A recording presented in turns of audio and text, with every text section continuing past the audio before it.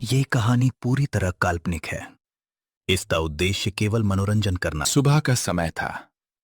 सूरज की पहली किरणें खेतों पर पड़ रही थीं। चारों तरफ हरियाली फैली हुई थी। पेड़ों पर बैठे पक्षी मधुर आवाज में चहचहा रहे थे। गांव की कच्ची गलियों में लोग अपने अपने काम पर निकलने लगे थे। कहीं बैलों की घंटियां बज रही थीं, तो कहीं चूल्हों से उठता धुआं आसमान की ओर जा रहा था। इसी गांव के आखिरी छोर पर एक छोटी सी मिट्टी की झोपड़ी थी।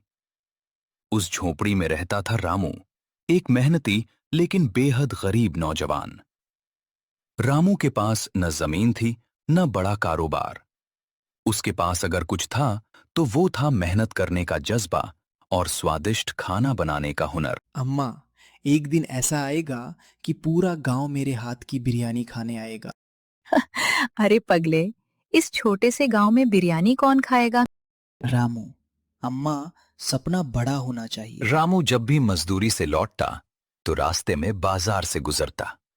वहां एक पुराने होटल से उठती बिरयानी की खुशबू उसे अपनी ओर खींच लेती। वो कई मिनट तक वहीं खड़ा रहता। उसकी आंखों में सिर्फ एक सपना होता, एक दिन मेरी बिरयानी की खुशबू भी पूरे गांव में फैलेगी। लेकिन जेब में इतने पैसे भी नहीं होते कि वो एक प्लेट बिरयानी खरीद सके। वो सिर्फ खुशबू महसूस करता और चुपचाप घर लौट आता। एक दिन उसकी मां ने ये सब देख लिया। रामू, क्या सोच रहा है? रामू, अम्मा, अगर मेरे पास थोड़ा सा पैसा होता तो मैं भी बिरयानी बनाकर बेचता। पैसा नहीं है बेटा। एक दिन होगा अम्मा, जरूर होगा। कि अगले ही दिन उसकी जिंदगी बदलने वाली थी। एक ऐसी मुलाकात होने वाली थी जो उसके सपनों को नई उड़ान देने वाली थी। लेकिन उस मुलाकात के साथ शुरू होने वाला था एक ऐसा सफर जिसमें संघर्ष भी था, धोखा भी और सफलता। अगली सुबह गांव में हल्की हल्की ठंडी हवा चल रही थी। खेतों पर ओस की बूंदें मोतियों की तरह चमक रही थीं। रामू हमेशा की तरह मजदूरी के लिए निकल पड़ा। उसके मन में वही सपना था, एक दिन अपनी बिरयानी की दुकान खोलने का। दोपहर की तेज धूप में काम खत्म करके जब वो घर लौट रहा था, तभी उसे रास्ते के किनारे एक बहुत बूढ़ा आदमी दिखाई दिया। बूढ़े बाबा थके हुए थे। उनके कपड़े धूल से भरे हुए थे और चेहरा पसीने से तर था। ऐसा लग रहा था जैसे कई दिनों से उन्होंने ठीक से खाना नहीं खाया हो। रामू बिना कुछ सोचे उनके पास पहुंचा। रामू, बाबा, आप ठीक तो हैं? बेटा, बहुत भूख लगी है। अगर थोड़ा सा खाना मिल जाए तो भगवान तेरा भला करेगा। बाबा, मेरे पास बस 2 सूखी रोटियां और थोड़ा सा प्याज है, यही खा लीजिए। मैं बाद में देख लूंगा, पहले आप खा लीजिए। और तू क्या खाएगा बेटा? बाबा ने रोटियां खाईं और उनकी आंखों में आंसू आ गए। उन्होंने रामू को बड़े ध्यान से देखा, जैसे वे उसके दिल की अच्छाई पढ़ रहे हों। कुछ पल चुप रहने के बाद बाबा अपनी पुरानी झोली में हाथ डालने लगे। उन्होंने एक छोटा सा कपड़े का बंडल निकाला। बेटा, ये कोई साधारण मसाला नहीं है। रामू, मसाला? हाँ, इसमें कई देसी जड़ी बूटियां और खास मसाले हैं। लेकिन याद रखना, क्या बाबा? इसका इस्तेमाल सिर्फ मेहनत और ईमानदारी के साथ करना। लालच किया तो इसका स्वाद भी चला जाएगा। रामू ने दोनों हाथ जोड़कर वो मसाले की पोटली ले ली। उसे समझ नहीं आ रहा था कि ये सचमुच कोई खास चीज है या सिर्फ एक आशीर्वाद। लेकिन उसने बाबा का धन्यवाद किया और घर की ओर चल पड़ा। जब वो पीछे मुड़कर बाबा को देखने लगा तो वहां कोई नहीं था। सड़क बिल्कुल खाली थी। रामू कुछ पल के लिए घबरा गया। अरे, बाबा कहाँ चले गए? गांव के लोग कहते थे कि अगर रामू के हाथ का बना खाना कोई एक बार खा ले तो उसकी खुशबू और स्वाद कभी नहीं भूल सकता। लेकिन हुनर होने के बावजूद किस्मत उसका साथ नहीं दे रही थी। हर रोज रामू सुबह से शाम तक मजदूरी करता, और शाम को अपनी बूढ़ी माँ के साथ सूखी रोटी और नमक खाकर सो जाता। उसकी माँ हमेशा कहती थी, बेटा, भगवान मेहनत का फल जरूर देता है, बस हिम्मत मत हारना। घर पहुंचते ही रामू ने पूरी बात अपनी माँ को बताई।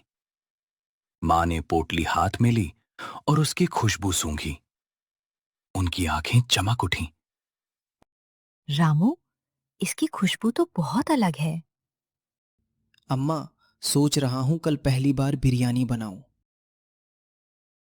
लेकिन बेटा, हमारे पास चावल, मसाले और चिकन खरीदने के पैसे कहाँ हैं? मेरी पिछले महीने की मजदूरी के जो थोड़े पैसे बचे हैं उन्हीं से कोशिश करेंगे। अगर किस्मत ने साथ दिया तो हमारी जिंदगी बदल सकती है। अगली सुबह रामू अपनी छोटी सी बचत लेकर बाजार पहुंचा। उसने सबसे अच्छे बासमती चावल खरीदे, ताजा चिकन लिया, दही, प्याज, हरी मिर्च, धनिया और बाकी जरूरी सामान भी लिया। घर लौटते समय उसके कदम तेज थे, लेकिन दिल की धड़कन उससे भी तेज।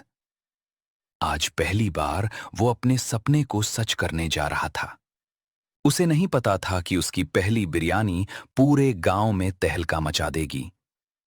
लेकिन उसी के साथ एक ऐसा दुश्मन भी पैदा होगा जो किसी भी कीमत पर रामू को सफल नहीं होने देना चाहता था। अगली सुबह सूरज निकलने से पहले ही रामू उठ गया। पूरा गांव अभी गहरी नींद में था, लेकिन उसकी छोटी सी झोपड़ी में चूल्हे की पहली आग जल चुकी थी। मिट्टी के चूल्हे पर रखी बड़ी देगची धीरे धीरे गर्म होने लगी। रामू ने सबसे पहले ताजे बासमती चावल धोए, फिर चिकन को दही, अदरक लहसुन का पेस्ट, लाल मिर्च, हल्दी, धनिया और उस रहस्यमयी मसाले की एक छोटी सी चुटकी के साथ मिलाकर मैरिनेट किया। जैसे ही मसाले की खुशबू उठी, पूरा कमरा एक ऐसी महक से भर गया जिसे रामू ने पहले कभी महसूस नहीं किया था। उसकी मां भी हैरानी से उसे देखने लगी। रामू, बेटा, ये कैसी खुशबू है? अम्मा, शायद बाबा सच कह रहे थे। भगवान करे आज तेरी मेहनत रंग ले आए। रामू ने बड़े प्यार से बिरयानी की परतें लगाईं। नीचे मसालेदार चिकन, उसके ऊपर आधे पके बासमती चावल, फिर तले हुए प्याज, हरी धनिया, पुदीना, केसर वाला दूध और आखिर में उस खास मसाले की बस एक चुटकी। उसने देगची का ढक्कन बंद किया और ऊपर आटा लगाकर दम पर रख दिया। धीरे धीरे चूल्हे से उठती खुशबू हवा के साथ पूरे गांव में फैलने लगी।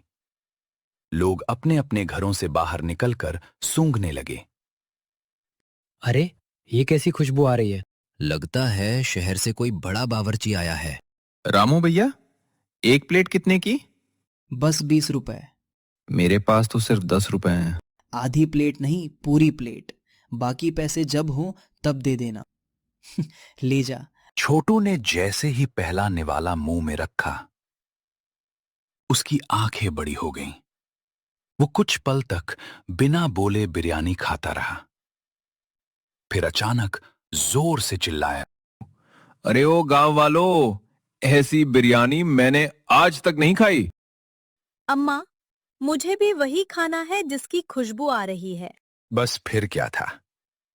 कुछ ही मिनटों में रामू की ठेली के सामने लोगों की लंबी लाइन लग गई। कोई 2 प्लेट मांग रहा था, कोई 4, तो कोई घर ले जाने के लिए पैक करवाने लगा। सिर्फ 1 घंटे के अंदर पूरी देग खाली हो चुकी थी। रामू अपनी आंखों पर विश्वास नहीं कर पा रहा था। उसकी पहली कमाई उसकी हथेली में थी और उसकी मां की आंखों में खुशी के आंसू। लेकिन गांव के बीचों बीच बने बड़े होटल की खिड़की से कोई ये सब देख रहा था। वो था ढोलाराम, गांव का सबसे बड़ा होटल मालिक, जिसकी दुकान पर आज पहली बार सन्नाटा था। उसकी मुट्ठियां गुस्से से भींच गईं। एक गरीब लड़का और मेरी दुकान से ज्यादा भीड़। मालिक, लोग कह रहे हैं कि उसकी बिरयानी का स्वाद अलग है। स्वाद चाहे जैसा हो, कल से उसकी दुकान नहीं चलेगी। क्या करने वाले हैं मालिक? ऐसा खेल खेलूंगा कि पूरा गांव उसी से नफरत करने लगेगा। रामू अपनी पहली सफलता का जश्न मना रहा था। उसे जरा भी अंदाजा नहीं था कि उसकी जिंदगी की सबसे बड़ी परीक्षा अब शुरू होने वाली थी। रामू की पहली कमाई भले ही ज्यादा नहीं थी, लेकिन उसके लिए वो किसी खजाने से कम नहीं थी। उसने सबसे पहले घर आकर अपनी मां के हाथ में पूरे पैसे रख दिए। मां की आंखों में खुशी के आंसू आ गए। वो भगवान के सामने दीपक जलाकर बोली, हे प्रभु, मेरे बेटे की मेहनत की लाज रखना। उस रात कई महीनों बाद रामू और उसकी मां ने भर पेट खाना खाया। दोनों को ये नहीं पता था कि उसी समय गांव के दूसरे छोर पर भोला राम एक खतरनाक योजना बना रहा था। अगर ये लड़का ऐसे ही चलता रहा तो मेरा होटल बंद हो जाएगा। मालिक, फिर क्या करे? कल सुबह पूरा गांव रामू से नफरत करेगा। लेकिन कैसे? आज आधी रात को मेरे साथ चलना, सब समझ जाएगा। रात के 12 बज चुके थे। पूरा गांव गहरी नींद में सो रहा था। चारों तरफ सन्नाटा था। बस कहीं कहीं कुत्तों के भौंकने की आवाज सुनाई दे रही थी। इसी अंधेरे का फायदा उठाकर भोला राम और उसका नौकर चुपके से रामू की ठेली के पास पहुंचे। रामू ने अपनी देग, बर्तन और मसाले ठेली पर ही तिरपाल से ढक कर रख दिए थे। भोला राम ने इधर उधर देखा। कोई दिखाई नहीं दिया। वो मुस्कुराया। अब देखता हूं तेरी बिरयानी कौन खरीदता है। खेल तो अभी शुरू हुआ है रामू। उसने अपनी जेब से एक छोटी सी शीशी निकाली, लेकिन उसमें जहर नहीं था। उसमें एक बहुत कड़वा और बदबूदार तरल था, जिससे खाने का स्वाद पूरी तरह बिगड़ जाता था। वो उसे रामू के मसालों के डिब्बे में डालने ही वाला था कि अचानक पास बैठे एक बूढ़े चौकीदार की खांसी की आवाज गूंज उठी। भोला राम घबरा गया। उसने जल्दी से शीशी वापस जेब में रखी और अंधेरे में छिप गया। चौकीदार ने इधर उधर देखा, लेकिन किसी को नहीं पाया। कुछ देर बाद वो फिर अपनी चारपाई पर लेट गया। भोलाराम ने राहत की सांस ली। इस बार उसने धीरे से मसाले का डिब्बा खोला और उसमें वो कड़वा तरल मिला दिया। फिर दोनों वहां से चुपचाप भाग गए। सुबह हमेशा की तरह रामू जल्दी उठ गया। उसे कुछ भी पता नहीं था। उसने वही मसाला इस्तेमाल करके बिरयानी बनाई, लेकिन जैसे ही बिरयानी दम से उतरी, उसे खुशबू में कुछ अजीब लगा। फिर भी उसने सोचा। वो ठेली लेकर चौपाल पहुंचा। थोड़ी ही देर में ग्राहक आने लगे। सबसे पहले गांव के स्कूल के मास्टर जी ने प्लेट ली। उन्होंने पहला निवाला मुंह में रखा और अचानक उनका चेहरा बिगड़ गया।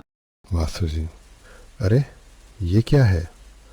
हाँ, कल तो बहुत स्वादिष्ट थी, आज तो खाई ही नहीं जा रही। तीसरा ग्राहक भी गुस्से में बोला, हमारे पैसे वापस करो। आज बिरयानी का स्वाद इतना कड़वा क्यों है? कुछ ही मिनटों में ठेली के सामने भीड़ इकट्ठा हो गई। लोग तरह तरह की बातें करने लगे। किसी ने कहा, पहले दिन अच्छा खिलाया, अब घटिया सामान डाल रहा है। किसी ने कहा, लालच आ गया है इसे। रामू बार बार समझाने की कोशिश करता रहा कि उसने कुछ नहीं बदला, लेकिन कोई उसकी बात सुनने को तैयार नहीं था। दूर खड़ा भोला राम ये सब देखकर मन ही मन मुस्कुरा रहा था। खेल तो अभी शुरू हुआ है रामू, अभी तो तुझे बहुत रुलाऊंगा। रामू की ठेली के सामने खड़े लोग धीरे धीरे वहां से जाने लगे। कुछ लोग पैसे वापस मांग रहे थे, तो कुछ गुस्से में बड़बड़ाते हुए घर लौट रहे थे। रामू चुपचाप खड़ा था। उसकी आंखों में आंसू थे। जिस ठेली के सामने कल तक लंबी लाइन लगी थी, आज वही ठेली सूनी पड़ी थी। उसे समझ नहीं आ रहा था कि आखिर एक ही रात में सब कुछ कैसे बदल गया। उसी समय उसकी मां भी वहां पहुंच गईं। उन्होंने अपने बेटे का उदास चेहरा देखा और बिना कुछ कहे उसके कंधे पर हाथ रख दिया। रामू की आंखों में आंसू आ गए। जिस सपने ने कल उड़ान भरी थी, आज वही सपना टूटता हुआ दिखाई दे रहा था। लेकिन भीड़ में खड़ा एक छोटा सा लड़का कुछ ऐसा देख चुका था जो पूरे गांव की सच्चाई बदल सकता था। बेटा, हिम्मत मत हार। अम्मा, मैंने किसी के साथ धोखा नहीं किया, फिर लोग मुझ पर विश्वास क्यों नहीं कर रहे? सच कभी ज्यादा देर तक छिपता नहीं है। छोटू ने चारों तरफ देखा। भीड़ अब भी वहीं खड़ी थी। उसने हिम्मत जुटाई और ऊंची आवाज में बोला,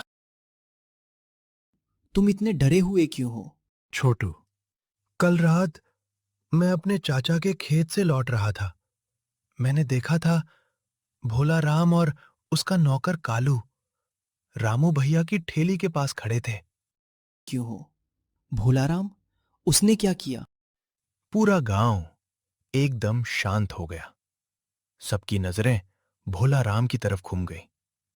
छोटू, मैं झूठ नहीं बोल रहा, मैंने अपनी आंखों से देखा था। भोला राम ने कालू की तरफ गुस्से से देखा। उसे समझ आ गया कि मामला बिगड़ सकता है, लेकिन बिना सबूत के गांव वाले किसी पर विश्वास नहीं करने वाले थे।